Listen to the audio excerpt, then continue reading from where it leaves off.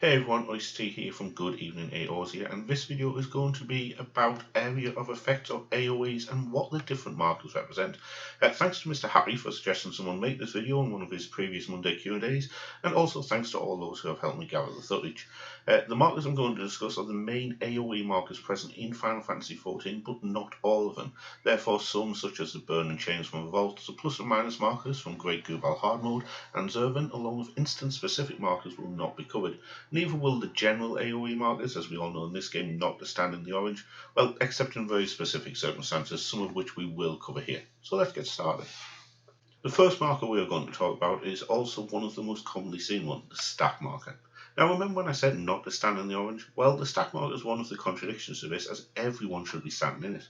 The stack marker is characterized by a downward pointing arrow above the head of the target with 4 inward pointing arrows at the cardinal directions. This is to show where the attack is going to be centered. When a stack marker appears, it is everyone's job, unless there are specific other mechanics also going on at the same time, to get to that marker to share the damage. Less people inside the marker when the cast bar finishes, the more damage each person inside of it will take. Therefore, it's imperative to never let someone take a stack marker on their own unless it's part of a mechanic or if it's part of a specific strategy.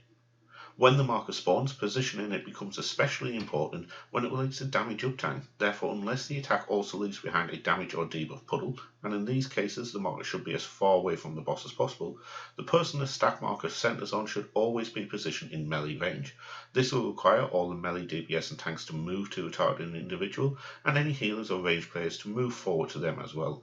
This keeps everyone still in range to continue damage. If a healer or a ranged character is targeted, it is their job to move into the melee range and for everyone to move to them. There are some instances, such as Nidhogg and Midgardsorm's Akmorn, where players need to remain stacked for several seconds as the attack hits multiple times. However, normally once the attack resolves, everyone should reposition to avoid any immediate tank leaves. As you can see in this example from Delta Escape version 4, everyone has moved to a stack marker and are waiting for it to be resolved. This marker is very prevalent throughout the game and normally appears at least once per patch in a dungeon or raid setting. The second marker is similar to a stack marker, but it is a bit more forgiving in terms of positioning, but can also be more difficult to get everyone positioned correctly. This marker is the line stack AoE. Similar to a standard stack marker, it requires everyone to be positioned correctly in order to split the damage. However, it does not need everyone grouped together. Instead, this stack marker requires everyone to be in a straight line, and as long as people are in that line, they split the damage. It is characterized by a downward pointing arrow above the initial target, and 3 sets of arrows in a line all pointing inwards. Unlike the stack marker, where it is everyone's job to make sure where they are inside the marker, the initial target in this instance has only one job: to make it easy for everyone to get in a line either in front or behind the boss.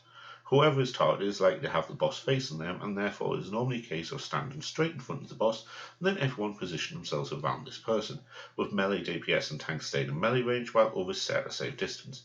I have in the past, when playing as a bard or machinist, moved to the boss if I am the target, just to give everyone an easier time of seeing where the marker is, as if the target is at the back of a group, then orientating yourself to the marker while also maintaining damage can be quite difficult. Hence it being more difficult to get everyone positioned correctly, because you don't all have to be together. It's often easier to survive than a standard stack marker. This example is in Sigmascape V1 and is also seen in Siryu, both normal and extreme. Another commonly seen AoE marker is the Tether marker. Now this is simply an excuse for somebody to run away from the boss. You will see a ground marker normally, and the further away from the boss the player is, the less damage they will take. In this example from Bardham's Metal's first boss, there's also a pulsating arrowed line going from the boss to the target player. Now, it is the player's responsibility to get as far away from the boss as possible, and it's also their responsibility to make sure that they don't run through other players. However, it's also the other player's responsibility to make sure that they're not in the AoE marker when the boss does charge. Next up are missile towers. Now this is one of those markers that has become synonymous with a type of mechanic, even if the marker doesn't match the aesthetic of the boss. Originally introduced in the original Binding Call of Bahamut raids, this marker requires one person to stand in each tower that has spawned. If every tower has a person stood in it, then the group damage is low. For every tower that doesn't have someone stood in it, the group wide damage does increase. The example above is from the second boss of Bardham's Metal, but this type of mechanic appears throughout the game and has some variations, such as requiring multiple people standing in each tower, but those variations are few.